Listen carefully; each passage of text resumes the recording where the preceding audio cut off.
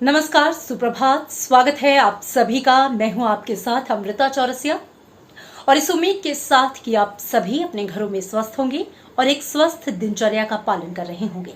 आइए शुरुआत करते हैं इस समय के मुख्य समाचारों की। कोविड-19 से लड़ने के लिए गृह मंत्रालय की तरफ से नए दिशा निर्देश 4 मई से लागू होंगे। इन निर्देशों में कई जिलों को काफी रियायत दी जा सकती है। इस बारे में जानकारी देते हुए गृह मंत्रालय के प्रवक्ता ने ट्वीट किया है कि कोविड-19 से लड़ने के लिए लगाया गया लॉकडाउन काफी प्रभावी रहा है और फिलहाल जारी दिशा निर्देशों में 3 मई तक कोई छूट नहीं दी जाएगी।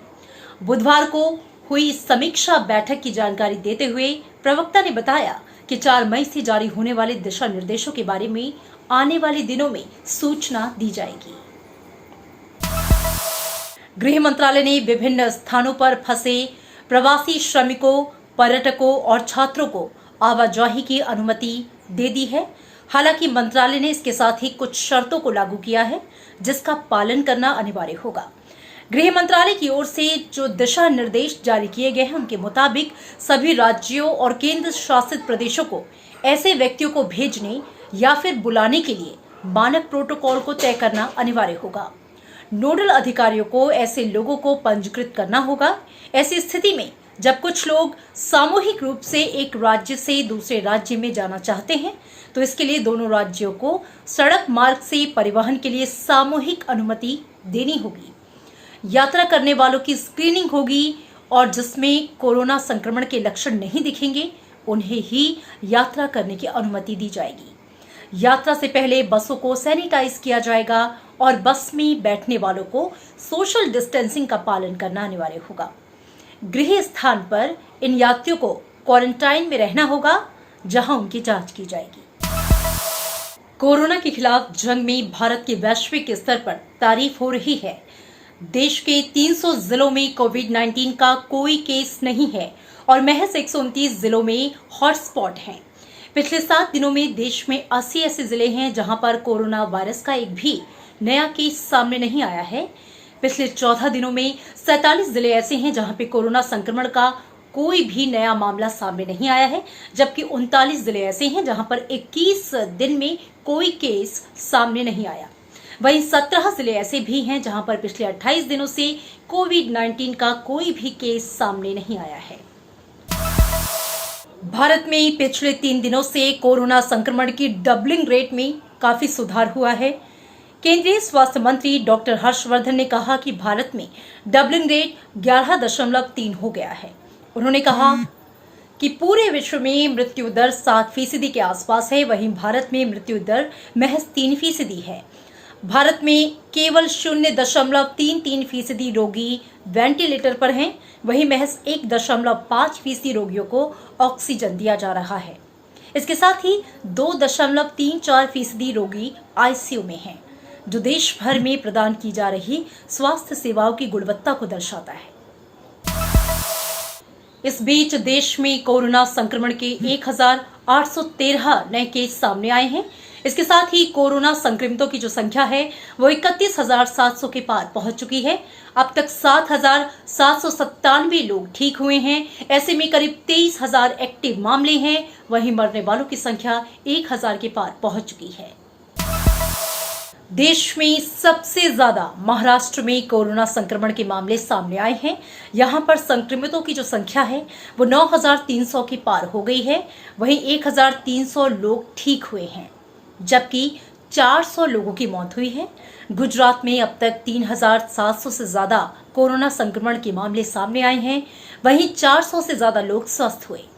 दिल्ली में करीब 3,300 लोग कोरोना से संक्रमित हैं।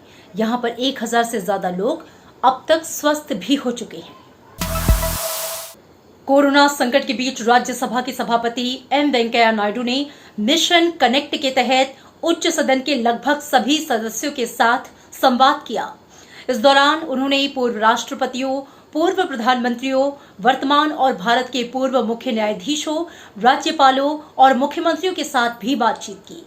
इस दौरान एम वेंकैया नायडू ने उनसे उनका और उनके परिजनों का हालचाल जाना। सभापति एम वेंकैया नायडू ने मिशन कनेक्ट के तहत राज्यसभा की 245 सदस्यों में से 241 सदस्यों से बात की। इनमें से वे सदस्य भी शामिल हैं जो हाल ही में सेवानिवृत्त हुए हैं या फिर हाल ही में फिर से चुने गए हैं। इस दौरान कई सदस्यों ने अगले सत्र के बारे में पूछा। सभापति ने कहा कि यह जमीनी स्थिति पर निर्भर करेगा। अभी पूरा देश कोरोना संकट से निपटने की कोशिश में जुटा है, ऐसे में इस पर बाद में विचार किया जाएगा। इसके अलावा एम वेंकैया नायडू ने पूर्व राष्ट्रपति प्रणब मुखर्जी और प्रतिभा पाटिल के अलावा पूर्व प्रधानमंत्री मनमोहन सिंह और एच.डी. देवेगौड़ा के साथ भी बातचीत की। सभापति ने कोरोना संकट के दौरान कई राज्यपालों और कुछ मुख्यमंत्रियों के साथ भी कोविड-19 की स्थिति को लेकर चर्चा की। और इसी बीच विश्वविद्यालय अनुदान आयोग यानी कि यूजीसी ने कहा है कि टर्मिनल सेमेस्टर छात्रों की परीक्षाएं इस साल जुलाई महीने में कराई जाएंगी, जबकि इंटरमीडिएट सेमेस्टर छात्रों का आंकलन उनके मौजूदा और पिछले सेमेस्टर के आधार पर किया जाएगा। यूजीसी ने कहा है कि हर एक विश्वविद्यालय में छात्रों की परीक्षाओं और एकेडमिक कैलेंडर जैसे महत्वपूर्ण मुद्दों पर विचार करने के बाद फैसला लेने के लिए कोविड-19 सेल का गठन किया जाएगा। कोविड-19 जैसे एक सेल यूजीसी में भी इसकी जल्द शुरुआत होगी, जो कि जल्द ही काम करेगा।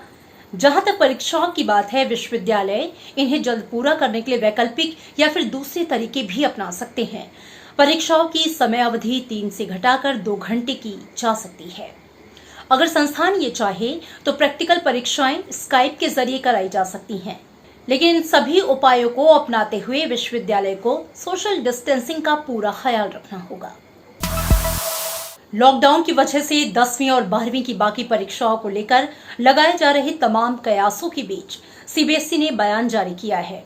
सीबीएसई ने यह साफ किया है कि 10वीं और 12वीं की बाकी बची परीक्षाओं के आयोजन को लेकर उसके फैसले में कोई बदलाव नहीं किया गया है। लॉकडाउन खत्म होने पर स्थिति सामान्य होने के बाद ही सीबीएसई मुख्य जो 29 विषय हैं उनके पेपरों का कार्यक्रम जारी करेगी। सीबीएसई ने यह कहा है कि लॉकडाउन खत्म होने के बाद हालात की समीक्षा करने के बाद परीक्षा की तारीखों पर फैसला किया जाएगा। साथ ही साथ परीक्षा की जो सूचना है वो 10 दिन पहले जारी कर दी जाएगी।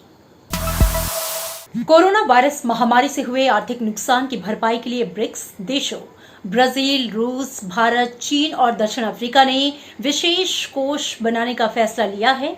$15 अरब का ये कोष नव विकास बैंक के तहत बनाया जाएगा। इसमें सदस्य देशों की अर्थव्यवस्थाओं को मजबूत करने में सहयोग मिलेगा। मौजूदा चुनौती के मद्देनजर भारत ने बहुपक्षीय प्रणाली में सुधार की जरूरत बताई है। भारत की तरफ से विदेश मंत्री डॉक्टर एस जयशंकर ने इस बैठक में हिस्सा लिया। उन्होंने कहा कि इस संकट से निपटने के लिए सूक्ष्म, लघु और मझोले उद्यमों को खास तौर से सहायता उपलब्ध कराने की आवश्यकता है। जाने माने अभिनेता इरफान खान का कल शाम मुंबई में अंतिम संस्कार कर दिया गया। लॉकडाउन के चलते उनके अंतिम संस्कार में परिवार के लोग और कुछ करीबी मित्रों को ही शामिल होने की इजाजत मिली। इरफान खान पिछले कुछ सालों से न्यूरोएंडोक्राइन ट्यूमर नामक बीमारी से जूझ रहे थे। उनकी मृत्यु पर राष्ट्रपति रामनाथ कोविंद, उपराष्ट्रपति एम वेंकैया नायडू और प्रधानमंत्री नरेंद्र मोदी ने गहरी संवेदना व्यक्त की है। इरफान उन कुछ चंद कलाकारों में से हैं जिन्होंने न सिर्फ भारत बल्कि हॉलीवुड में भी अपनी अलग पहचान बनाई। Life of pi, namesake, inferno, Jurassic world और स्लम डॉग मिलेनियर जैसे फिल्मों में उन्होंने जाने माने निर्देशकों के साथ काम किया। न्यूयॉर्क टाइम्स ने एक लेख में इरफान को श्रद्धांजलि देते हुए लिखा है कि वो एक ऐसे भारतीय कलाकार थे जिन्होंने आधुनिक संवेदनशीलता को हिट फिल्मों का हिस्सा बनाया। और इन तमाम खबरों के साथ फिलहाल इस बुलेटिन में मेरे साथ इतना ही। दीजिए इजाजत, नमस्कार।